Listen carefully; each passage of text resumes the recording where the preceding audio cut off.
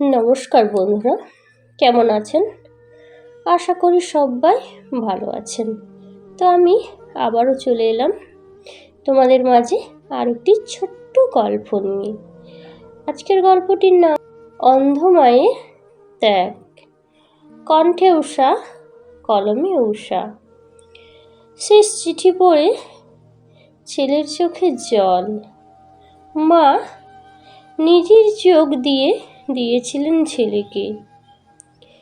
মৃত্যুর পর জানা গেল মায়ের সবচেয়ে বড় ত্যাগ।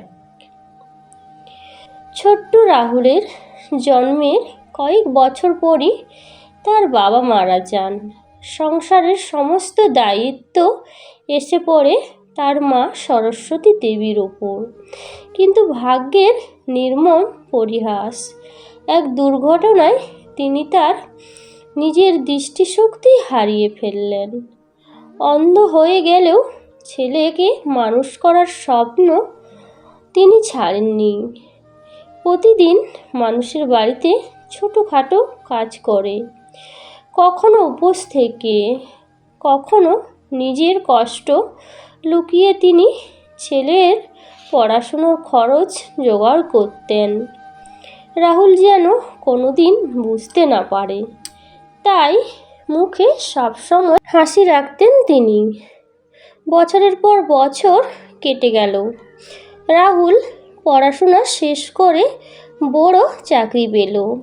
নতুন বন্ধু, নতুন জীবন, আর সমাজের ভয়ে সে ধীরে ধীরে নিজের অন্ধ মাকে সবার কাছ থেকে দূরে সরিয়ে দিতে লাগলো।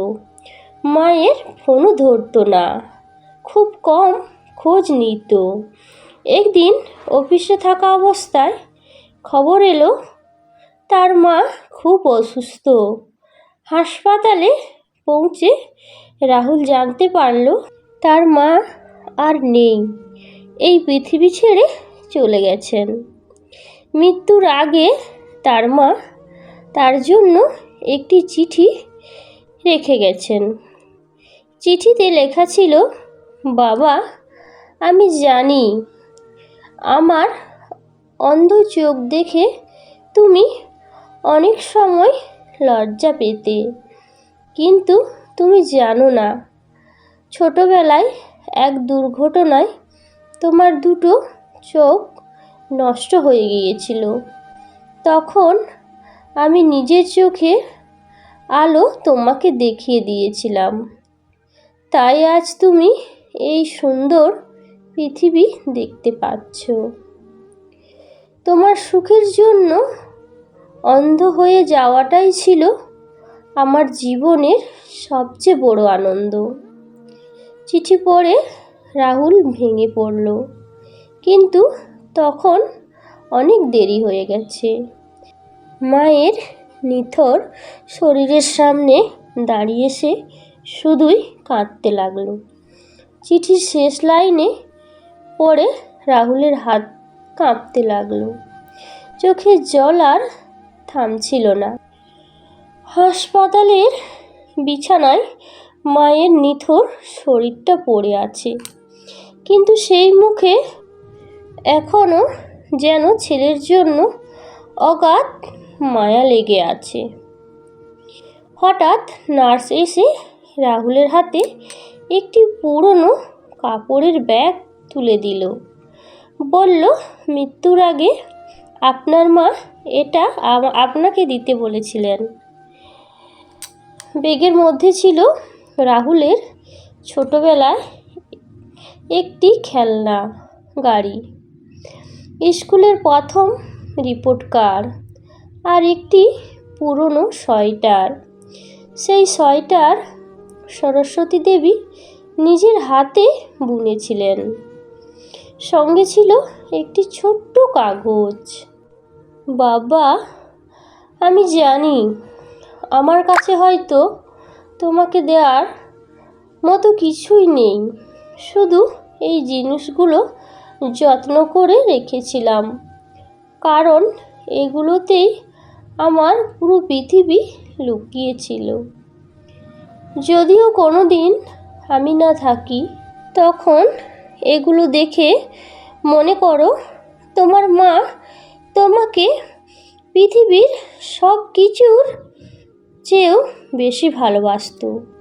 সেদিন প্রথমবার রাহুল বুঝতে পারল যার ভালোবাসাকে সে অবহেলা করেছিল সেই মানুষটাই ছিল তার জীবনের সবচেয়ে বড় আশীর্বাদ। মায়ের শেষকৃত্য শেষ, সে বাড়ি ফিরে দেখল দরজার পাশে মায়ের ব্যবহৃত লাঠিটা এখনও ঠেস দিয়ে রাখা। প্রতিদিন সন্ধ্যায় সেই লাঠি হাতে তিনি সরস্বতী দেবী দরজার কাছে দাঁড়িয়ে থাকতেন, শুধু এই আশায় হয়তো আজ আমার ছেলে আসবে। কিন্তু সেই অপেক্ষা আর কখনো শেষ হলো না। প্রতি বছর মায়ের মৃত্যুর দিনে রাহুল মায়ের ছবির সামনে বসে কাঁদতে কাঁদতে শুধু একটাই কথা বলতো, মা, একবার, শুধু একবার যদি তোমাকে মা বলে জড়িয়ে ধরতে পারতাম, তোমার সেই অন্ধ চোখ দুটোতে আরেকবার হাত বুলিয়ে বলতে পারতাম, মা, আমায় ক্ষমা করে দাও। কিন্তু পৃথিবীর সবচেয়ে বড় কষ্ট হলো কিছু মানুষ চলে যাওয়ার পর তাদের কাছে ক্ষমা চাওয়ার সুযোগটা আর পাওয়া যায় না। তখন শুধু স্মৃতি থাকে আর সারা জীবনের না পারা না বলা কথাগুলো বুকের ভেতর নীরবে কাঁদতে থাকে। গল্পটি এই পর্যন্ত। গল্পটি যদি ভালো লেগে থাকে তাহলে লাইক, কমেন্ট ও শেয়ার করে দেওয়ার জন্য অনুরোধ রইল। গল্পটিতে প্রথম থেকে লাস্ট পর্যন্ত জুড়ে থাকার জন্য অসংখ্য অসংখ্য ধন্যবাদ। ভালো থাকবেন, সুস্থ থাকবেন, নিজেদের খেয়াল রাখবেন।